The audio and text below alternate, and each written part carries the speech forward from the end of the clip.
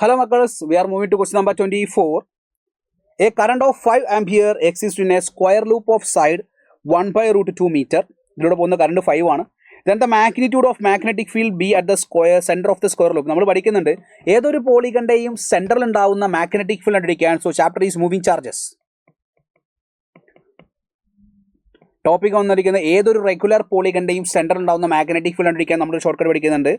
Magnetic field at the center is equal to 4n into magnetic field at the center is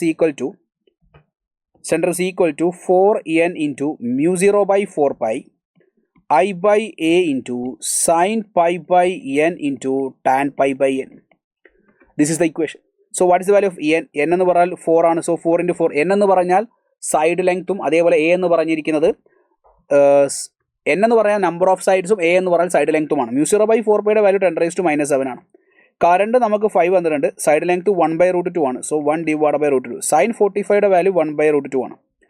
tan 45യുടെ value 1 ആണ് അല്ലേ? Tan 45 1 ആണ്. ഈ root 2 cancel ചെയ്തൂടെ? So നമുക്കിവിടെ കിട്ടും 5 into 16 16 into 5 എന്ന് പറഞ്ഞാൽ നമുക്ക് 80 ആണ്. 80 into 10⁻⁻7 ടെസ്ല. നമുക്ക് ആൻസർ വേണ്ടത് 10�6 ഫോമിലാണ്. So 8 into 10⁻⁻6 Tesla. So the value of P എന്ന് പറഞ്ഞിരിക്കുന്നത് നമുക്ക് കിട്ടുക 8 ആയിരിക്കും. So 8 into 10⁻⁻6 the value of P is 8.